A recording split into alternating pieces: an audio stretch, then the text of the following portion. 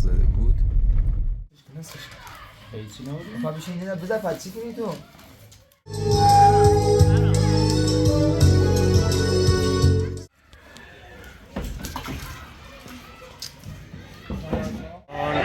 هشت بردا با نفع تیم ماست. شارتمن گوی زیاده ها؟ همون گوش وارد خشته نمونه من تنی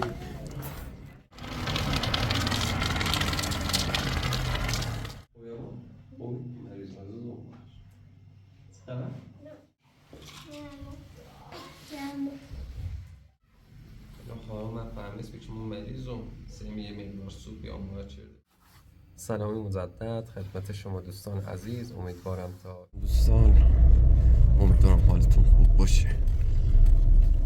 میخوام برم معلم ها رو سوار ماشین کنم و به سمت مدرسه حرکت کنیم و واقعا هوا سرد شده، یعنی فکر کنم سردترین روز سال تا به الان امروز بوده، اینقدر هوا سرده.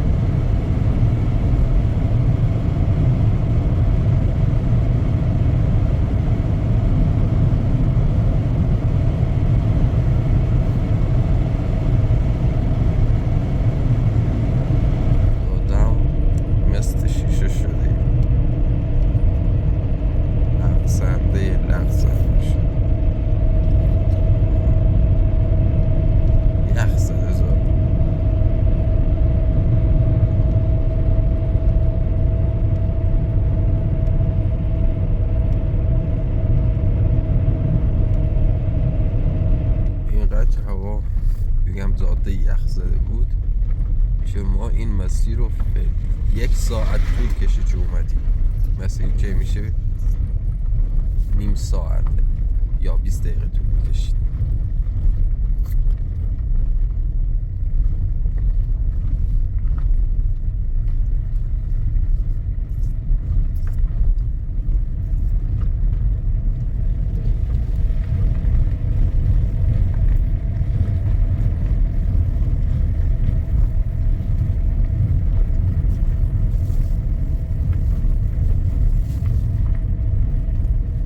بالاخره همین خوشه رسیدیم.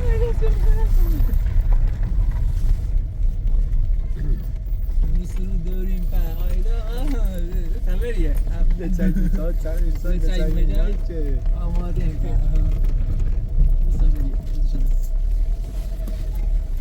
رایزهای جاسه شاکل های ممتاز خریداری شده. یعنی خیلی سیشون؟ آقای خالی سیشون دست در نکنه خالی قربان شما هزارت من پیدا ساعت های قشنگ. خوب داری زنی؟ سلام قشنگ درماغی زنی؟ سینمالی زنی؟ نصفش کن هیچی نبود. پا بشین دیدم بذار پچی کنی تو.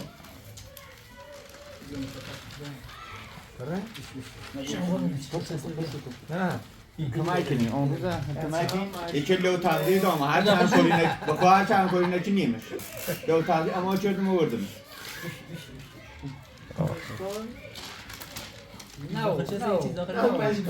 سیکنم پریا خالیه پشکم مریض هدی بیا لورد شارتلی بمون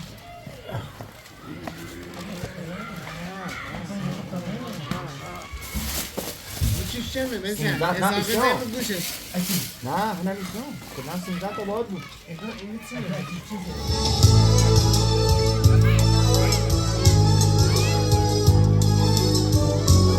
آی خالدی او بچه من بجر ماشین ازش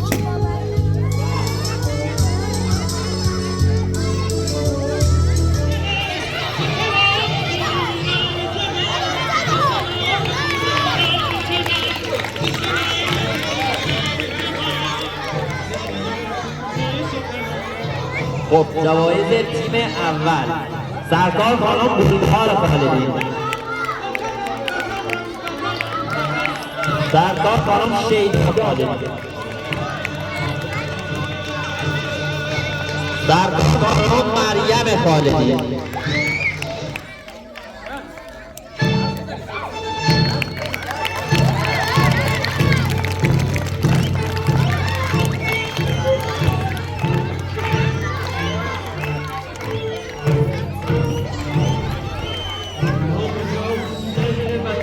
سرکار خانم نیلوفر خالدی.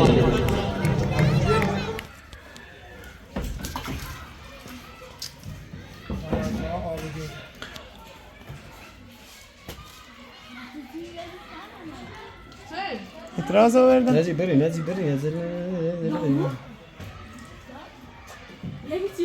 به چشم برز شد تو پارتی بازی نه؟ اصلا نبود نقص لاگزوری کنی حرف ایدیق رضا بالیه چه مسئله بزنید. از اومدن مدرسه اومدیم آخرین بازی گروهی رو هم انجام بدیم.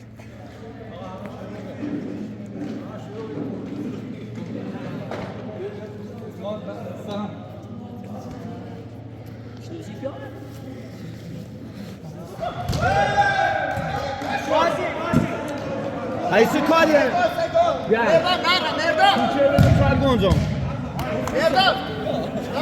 جمع جام مردانه شدی؟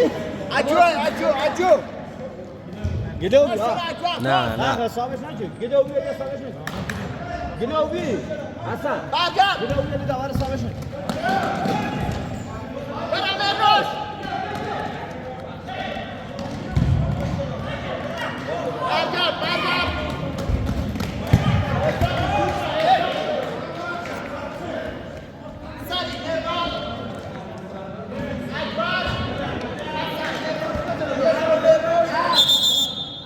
اسپانسر تیم آقای امران خان هستن.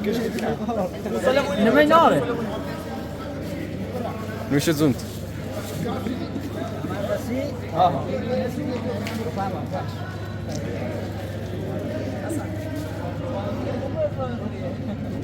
فعلا بازی با نتیجه 5-0 نه؟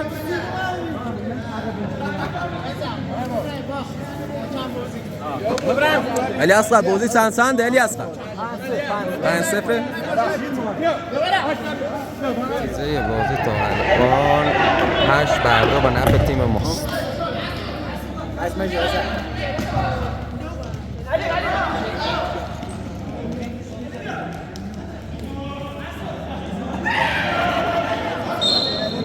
دوستان امیدوارم حالتون خوب باشه. خب خواهرم مقدار پولی به صاحبم واریز کرده تا بتونم براش مقدار طلای خریداری کنم. چون همونطور که میدونین تورم در ایران روز به روز در حال افزایشه و شاید با خرید طلا بتونیم پول خودمون رو ارزشش رو حفظ کنیم. الان میخوایم با آقای ساقی ابوالفضل به طلا فروشی و بازار بریم ببینیم میتونیم طلا خریداری کنیم یا نه.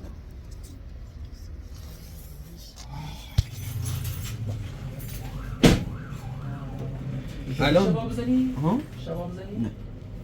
خدا همش برای دیاره چی دید؟ 6500 ها؟ چندی؟ 6500 دیشب 6,300 6 میلیون و 300,000 تومان 200,000 تومان واسش.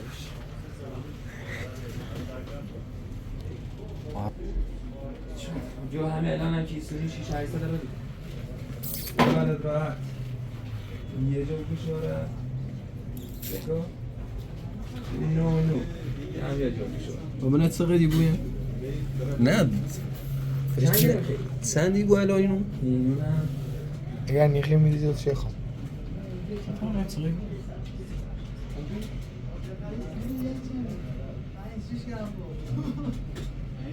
پنجاه و 6 میلیون 150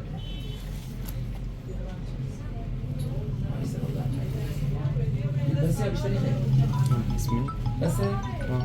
الان بیشتر نیخه انده هست نه بس آیا رحیمی فقط قربونت یه دم بگو چند درصد حساب کردی؟ تو سب کن آیا رحیمی فعلا نزن تا ایمان تو نمونه بزنی بوجیانه گویی كده ابو بالا یه رسم کن كده ابو نه چند واسه نه جون آیا رحیمی نیزنی واسه نیزنی 73 و 600 درسته؟ 73 نه برداشتم اون فقط مونده حساب کن من نگاهی نگاه کار سختی که امروز اگه گاز خوش نیست داره خیلی سرام انگار 100 منه 48 و 370 48 تمام روند 38 بزنی روند اینه با روند زمین آیر 370 میشه بگی ابوالفضل عباس دنیا درصد دنیا ده درصد زن سیپیا خالیزه که ما ما خواستیم پرام اما چی گفت با یعنی 76 79 یعنی با هزلی عمل اینو خامش آشنایی یعنی مثلا پیقه شیوا به 40 ماهی خوره که ناره دو تا تو ولی تو بیشتر من اصلا بازرا اوگوی کاری ندارم بازرا خالی هم کاری ندارم خاطر چی خیلی کار درست چقدر سری 24 تومن گوی زیاده ها همون گوش وارد خشته نمونه من تنی بود دست در نکنه قربون دست در مثلا یه دونه گله چه خمیس آره این دیگه فقط نه اینی نبگو سیخم نیخوام شکو اینی نخواستی زینه من نمیخواشون یا نیخواشون هستن 6 7 تومن دادم 7 من 7 خورد یه لحظه من تا 8 رو بفرستم سشون نمیخواشون یا هست آره این قربون فاکتوری اون نمی‌نویسیم همین جعبه که دامه خوش 200 پیچ حساب شکو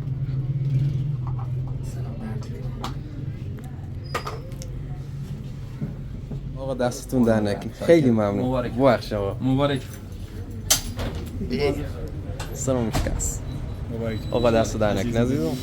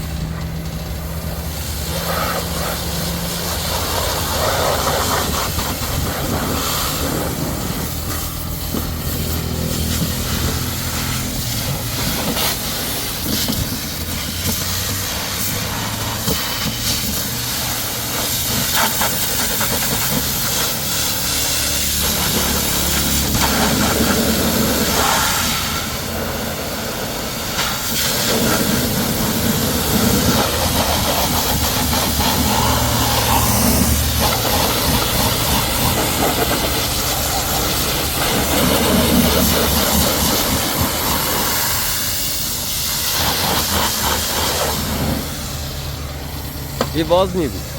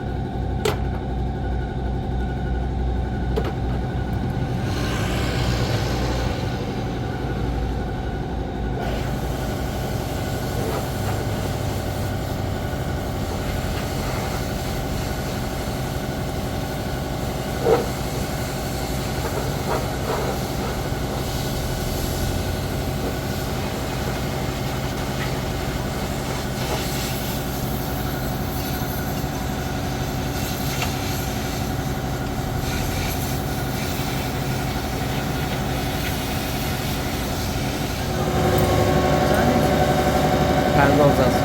پنجاه خوبه؟ پنداز.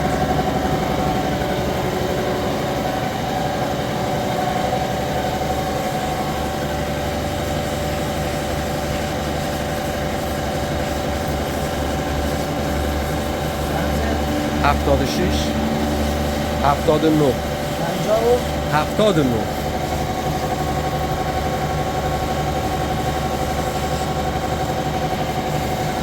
دمت گرم عزیزم دست نره قربونت عزیزم ما بریم به سمت سردشت پیش خواهرم گفته بیا کارت دارم و واقعا نمیدونم کارش چی اینجا هنوزم دارم سرفه میکنم و سرفم قطع نشده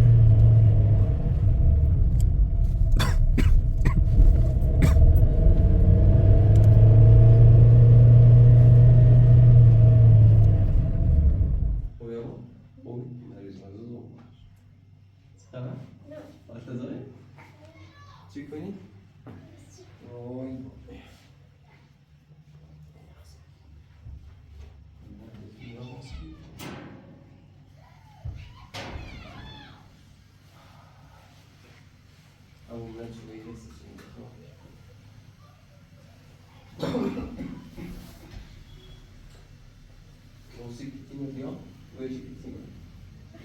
دفعه قبلی اردنش بگیر دونی پایش بگم؟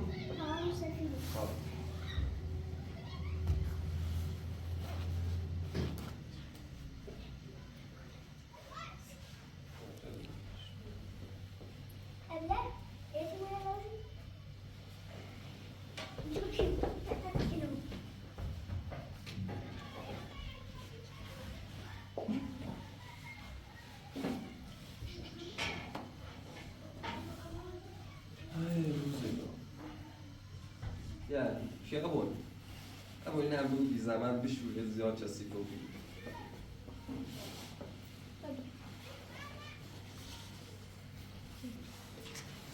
I'm gonna turn it on.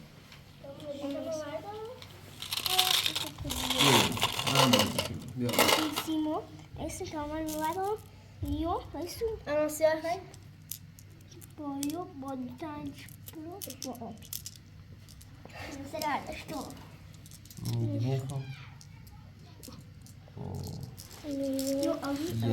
Yamaku. Limonata santo vardı işte. Şiş de vardı. Ne? Şiş de ne vardı? Limon. Sakon ama. Sıta vardı bugün. Sıta? Limon sıta vardı. Ne her şey vardı? Sıta vardı. Zid mi? Ne ترکیشی داشتم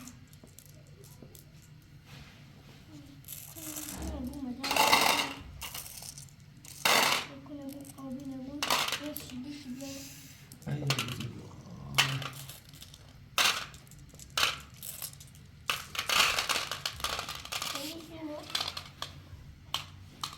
Limon.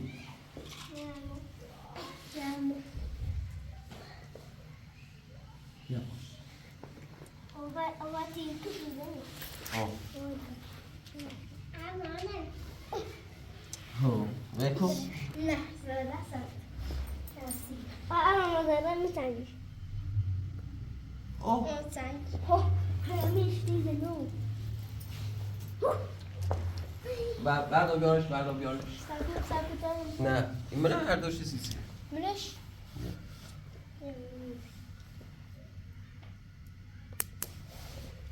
زدی؟ ها توی من هم زدی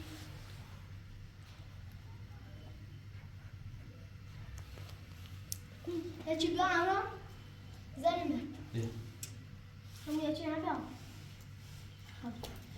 یه بار زدیش Limon. خب یه همونه سیاه یه همون Yok öyle اسمو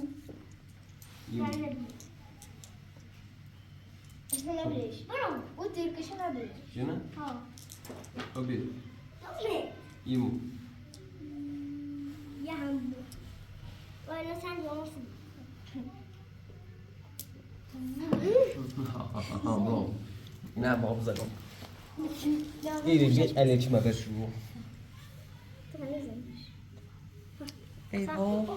Ne vardı? Ama ne olsa ya ama. Biraz taş yapıyorsun.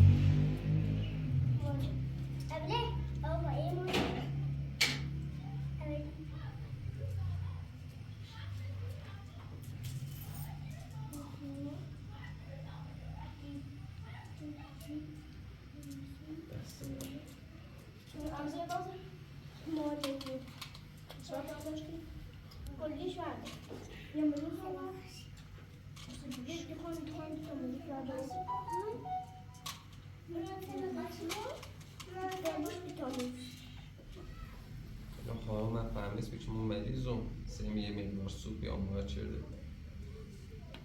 Bas işte. Sert ol. Tamam.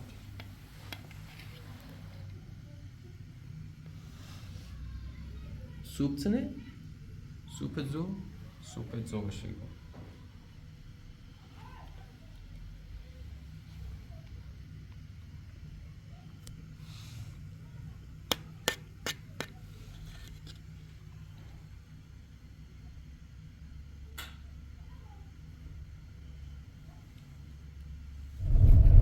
ابوالفضل کلاس بوکس داره و هم برسونمش به سالن ورزشیش و بعدش برگردم به شهر و خونه خودم. این چشمان آهو دارد هلال ابرو دارد هلال ابرو دارد زود دارد ابرو دارد هلال همینه؟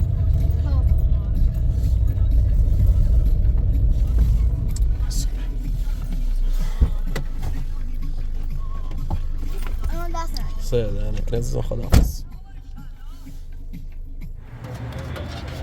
ليش ما كارتيج عليه؟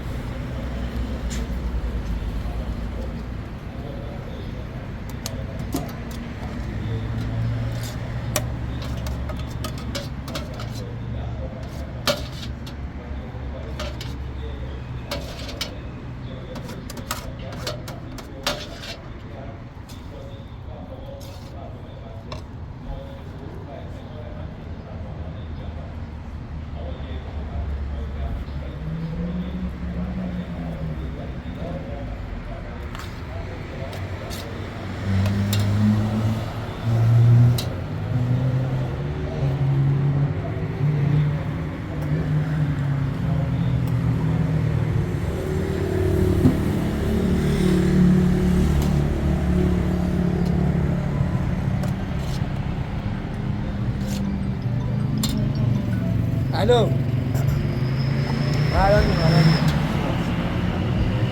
روشن کی به روشن کی تا اومه الان این پوزیشن تو قاچی خداحافظ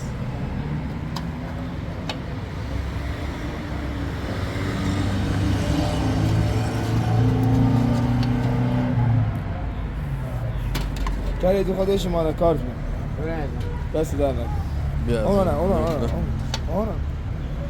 هم رئیس بیا عزیز خیلی زیرین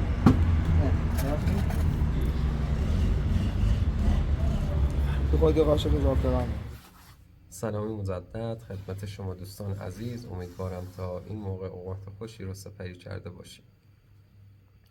در ویدیوهای قبلی چند نفری از من درباره رسم خطرناک سنگسار شدن سوال پرسیدم که این رسم برای چی به وجود اومده و آمار قربانیان این رسم چند نفر هستن. خب از اول باید بگم سنگسار نوعی مجازات بدنی هستش که در برخی نظام‌های حقوقی بر پایه قوانین اسلامی برای جرایم خاصی مانند زنا در شرایط خاص در نظر گرفته شده است. در دین اسلام اگر فرد متأهل مرتکب زنا شود و شرایط اثبات آن مانند 4 شاهد عادل یا 4 بار اعتراف صریح فراهم شود، مجازات او میتواند سنگسار باشد. جایگاه سنگسار در قوانین ایران. در قانون مجازات اسلامی ایران که مبتنی بر احکام دینی است، مجازات سنگسار برای برخی جرایم جنسی از جمله زنا در شرایط مشخص پیش بینی شده بود. با این حال در بازنگری قانون مجازات اسلامی در سال 1392 یعنی حدود 11 سال پیش این مجازات از متن صریح قانون حذف شد. یعنی از سال 1392 یعنی 11 سال پیش قانون سنگسار شدن به صورت رسمی از قانون جمهوری اسلامی ایران حذف شد. اما همچنان در مواردی ممکن است از احکام دینی استنباط شود. امروزه در بسیاری از موارد احکام جایگزینی مانند حبس، شلاق یا تبعید اعمال می شود. حالا روند اجرای سنگسار شدن در ایران به 3 شکلی هستش. خب اجرای حکم سنگسار در ایران بسیار نادر بوده. در برخی موارد که حکم صادر شده اجرای آن به تعویق افتاده یا به مجازات‌های دیگر تبدیل شده است. این امر به دلیل واکنش‌های داخلی و بین‌المللی، تغییرات در قوانین و همچنین رویه قضایی در ایران بوده است. در مواردی که حکم اجرا شده معمولاً رسانه‌های بین‌المللی و سازمان‌های حقوق بشری به آن واکنش نشان دادند. حتی یک فیلم سینمایی ساختن به نام سنگسار شدن ثریا که من واقعاً طاقت نیاوردم و نتونستم اون فیلم رو کامل ببینم، چون حاوی صحنه‌های بسیار خشونت‌آمیز بود که این رسم خطرناک و اشتباه رو نشون میداد. به شما هم پیشنهاد میکنم که این فیلم رو نگاه نکنید، ولی کسانی که روحیه خوبی دارند و زیاد احساساتی نیستن میتونن این فیلم رو نگاه کنن. آمار قربانیان سنگسار در ایران چقدر هستش؟ اطلاعات دقیق و مستندی درباره تعداد افرادی که در ایران سنگسار شده اند وجود ندارد، زیرا این مجازات در عمل به ندرت اجرا شده است. برخی گزارش‌های حقوق بشری نشان می‌دهد که در دهه‌های 1360 و 1370 مواردی از اجرای این حکم وجود داشته است، اما در سالهای اخیر تقریباً هیچ موردی از اجرای این قانون یعنی سنگسار شدن گزارش نشده است. سنگسار یکی از مواردی بود که همواره مورد انتقاد سازمان‌های حقوق بشری و نهادهای بین‌المللی قرار گرفته است. بسیاری از فعالان حقوق بشر این نوع مجازات را غیر انسانی و مغایر با اصول حقوق بشر می‌دانند. فشارهای بین‌المللی و داخلی باعث شده است که در اصلاحات قانونی جدید عملاً اجرای این حکم متوقف شود. حالا نحوه اجرای سنگسار شدن به چه شکلی هستش؟ 1. حفر گودال و قرار دادن محکوم در آن. اگر محکوم مرد بود او را تا کمر درون زمین دفن می کردند و اگر محکوم زن بود او را تا سینه در زمین دفن می کردند. هدف از این کار جلوگیری از فرار فرد و همچنین ایجاد شرایط خاصی برای اجرای مجازات بود. آغاز سنگسار مرحله دومش هستش. پس از دفن فرد در گودال، شاهدان جرم و سپس سایر افراد مجاز به پرتاب سنج بودند. شرایط پرتاب سنج ها نیز مشخص بود. سنگ ها نباید خیلی کوچک باشند که باعث درد کم شوند. سنگ ها نباید خیلی بزرگ باشند که باعث مرگ سریع شوند. هدف از این کارها هم این بود که فرد در اثر اصابت سنگ ها به تدریج جان خود را از دست بدهد. توقف سنگسار در صورت فرار. طبق برخی روایات دینی اگر فردی که در حال سنگسار بود به نحوی موفق به فرار میشد، در برخی موارد اجرای حکم متوقف میشد. البته این بستگی به شرایط اجرای حکم و فقهی که بر اساس آن حکم صادر شده بود داشت. و مرحله آخر هم پایان سنگسار هستش. این مجازات تا زمانی ادامه می‌یافت که فرد جان خود را از دست بدهد. پس از مرگ جسد او را از گودال خارج می‌کردند و معمولاً در مکانی خاصی دفن می‌کردند. یعنی کنار بقیه افراد عادی جنازه اون فرد رو دفن نمی‌کردند، چون فکر می‌کردند ارزش و لیاقت این رو نداره که در سایر آشنایان و افراد دیگه دفن بشه.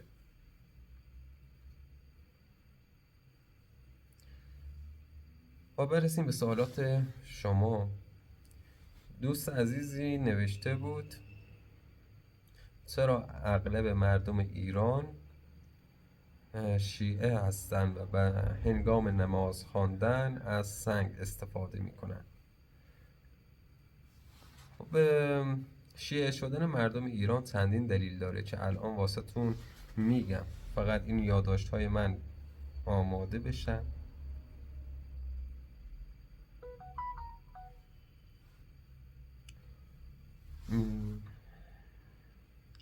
شیعه بودن اکثر مردم ایران به دلایل تاریخی و سیاسی برمیگردد. صفویه و رسمی شدن شیعه در قرن 16 میلادی، سلسله صفویه با شاه اسماعیل صفوی مذهب شیعه 12 امامی را به عنوان مذهب رسمی ایران اعلام کرد. پیش از آن بیشتر مردم ایران سنی بودند، اما با حمایت حکومت و تلاش‌های علمای شیعه مذهب شیعه در سراسر کشور گسترش یافت. دومین دلیلش هم رقابت با امپراتوری عثمانی هستش. امپراتوری عثمانی که یک قدرت بزرگ سنی بود، همسایه ایران بود. برای تمایز هویتی و سیاسی از عثمانی ها، صفویان و ترویض شیعه تأکید کردند. سومین دلیلش هم نقش علما و حوزه‌های علمیه هستش. بعد از سقوط صفویه، علما و حوزه‌های علمی شیعه مانند حوزه نجف و قم تأثیر زیادی در گسترش و تحکیم تشیع در ایران داشتند. و دلیل چهارمی هم پیوند تشیع با فرهنگ ایرانی هستش. بسیاری از جنبه‌های فرهنگ ایرانی مانند بزرگداشت عاشورا و ائمه شیعه با آیین‌های سنتی ایران ترکیب شد و به مرور زمان به بخشی از هویت دینی مردم ایران تبدیل شد. حالا به بخش دوم سوال رسیدیم که چرا شیعیان هنگام نماز خواندن از سنج یا مهر استفاده میکنن. خب چندین دلیل داره.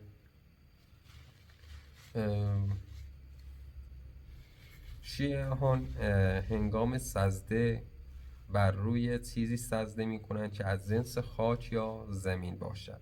دلیل این کار روایات نقل شده از اهل بیت است که میگویند سجده باید بر زمین یا چیزهای طبیعی غیر خوراکی مانند سنگ، چوب، خاک یا برگ باشد. منظورم از اهل بیت علیه السلام خانواده حضرت محمد هستش. استفاده از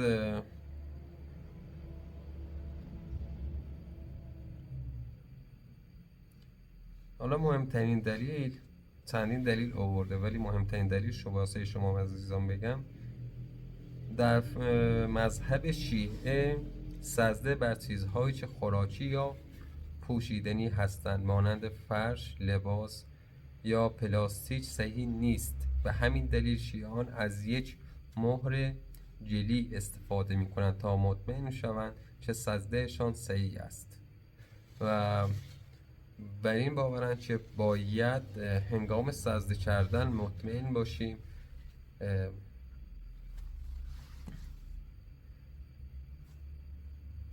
روی چیزی که سجده می کنیم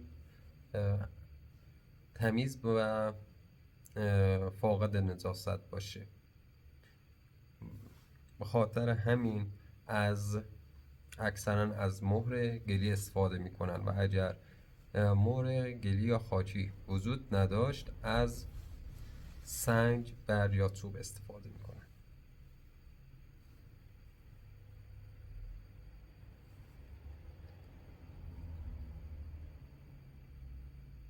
چرا کودکان والدین خود را به نام صدا می کنند؟ خب این بستگی به تربیت اون خانواده داره و اگر پدر و مادر اون خانواده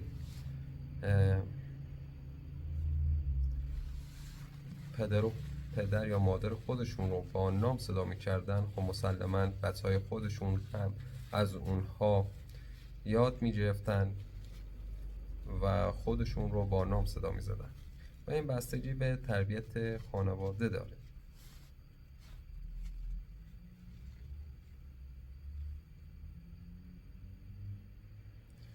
من متوجه شدم مردم از سکه استفاده نمی کنن، فقط از پول کاغذی استفاده می کنن.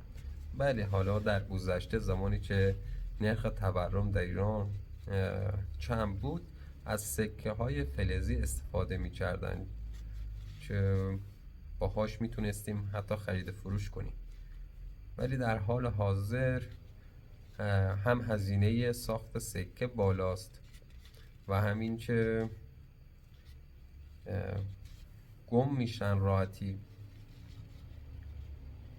و همون پولهای قدیمی گذشته در حال حاضر هیچ ارزشی ندارن و حتی نمیتونیم باهاش یه دونه آدامس خریداری کنیم.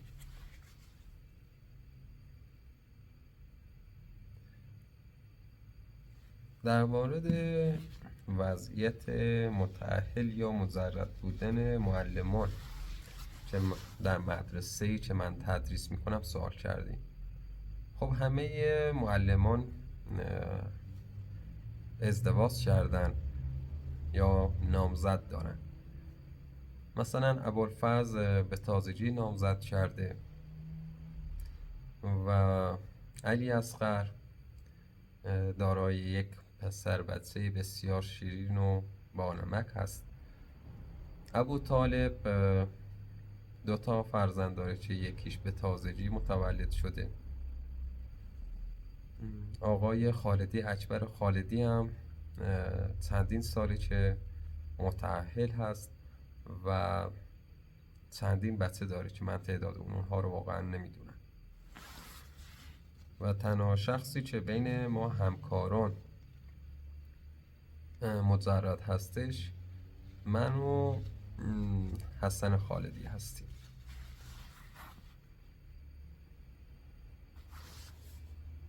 لطفا جواب بدید تو ایران جوراب پوشیدن مرسوم نیست؟ خب جوراب پوشیدن مرسوم هستش، ولی داخل روستاهای دورافتاده کمتر از جوراب استفاده میکنن، مخصوصا بچه‌های کوچک و خردسال.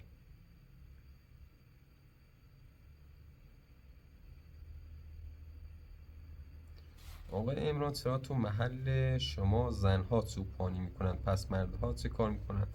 نه اتفاقا تعداد چوپانهای مرد از خانم بیشتره.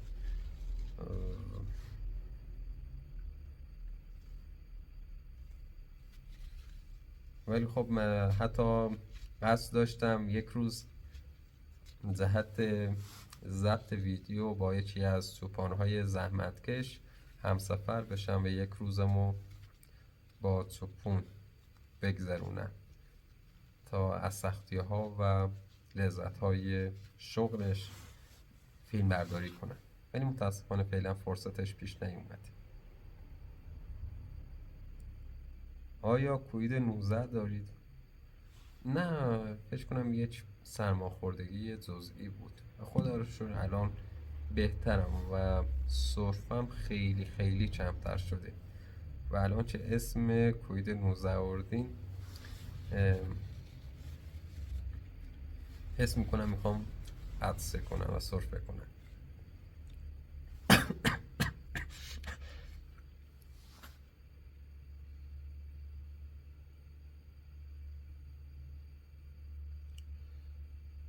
با سلام، ویدیوهایی که تا به حال در کانال شما دیدم در اکثر آنها شما مریض هستید.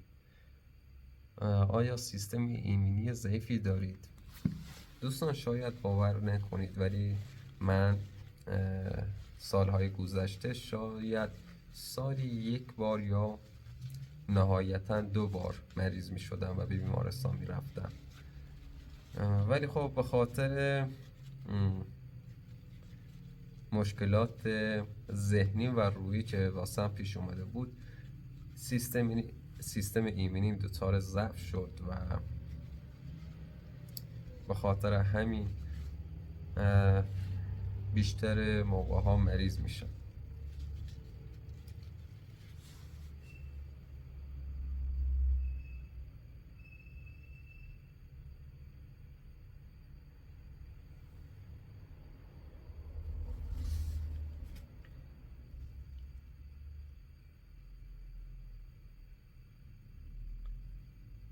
تو باید مادرت را دوست داشته باشی. او 6 تا بچه بزرگ کرده است. فکر نمی کنم شرایط خوبی داشته باشد.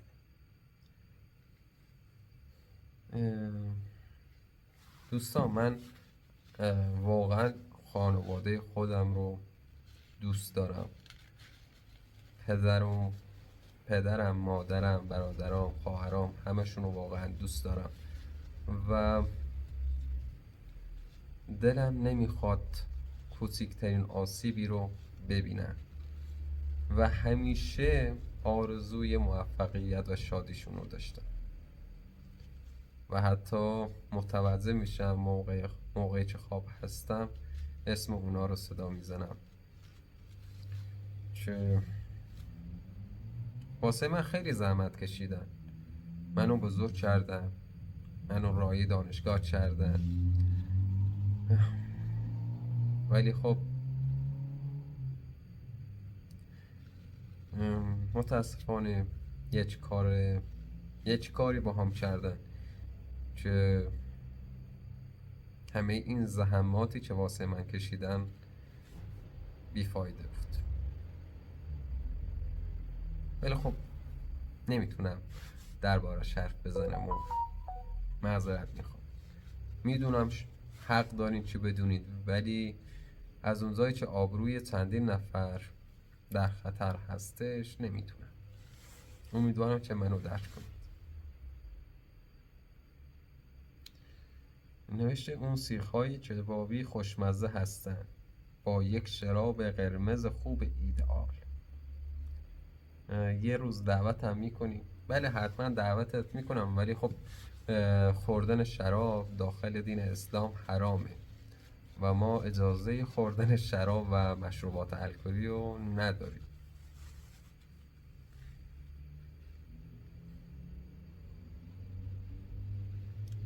چرا در مورد بهداشت فردی عشایر نظری ندادی؟ دوستان، عشایر واقعی به خاطر حالا این که به آب کمتر دسترسی دارن نمیتونن هر روز خودشون رو بشورن و به حمام برن، ولی این کانال های عشایری واقعا دلیلشون نمیدونم که چرا حموم نمیرن و خودشون رو تمیز نمیکنن و بهداشت فردی رو رعایت نمیکنن. به خاطر همین نظری ندادم، چون فکر کنم این یک مسئله شخصی هستش و اونها باید دلیل این کارشون رو بگن.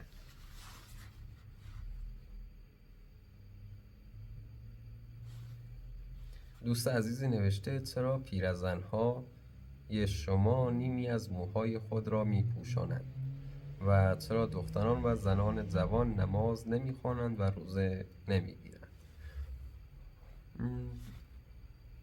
خب این پوشش زنان بختیاری از جمله نحوه پوشاندن موها ریشه در سنت‌های فرهنگی، اجتماعی و نقش‌های سنی اونها داره. حالا نقش سنی و اجتماعی اونها، جایگاه اجتماعی در فرهنگ بختیاری، دختران نماد پاکی و نظافت هستند و باید پوشش کاملتری داشته باشند تا از نگاه‌های نامحرم دور بمانند. در مقابل پیر زنها به دلیل جایگاه مادری و احترام اجتماعی نیازی به پوشش کامل موهای خود ندارند، زیرا دیگر در مرکز توجه قرار ندارند. حالا دلیل دومش هم پوشش سنتی بختیاری هستش.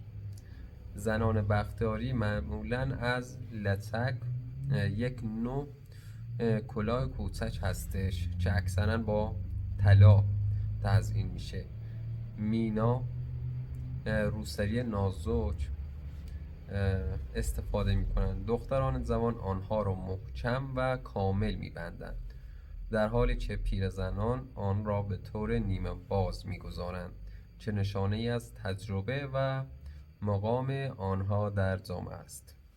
این نوع پوشش علاوه بر جنبه‌های اعتقادی نشانگر جایگاه اجتماعی و فرهنگی زنان در جامعه بختیاری است. دوست سوال جالب پرسیده که آیا درست است زرتشتیان برای اینکه طبیعت را آلوده نکنند در خاک دفن نمی کنند، اما مردگان را برای تطهیه طبیعی بدن در برجی مخصوص دفن می کنند.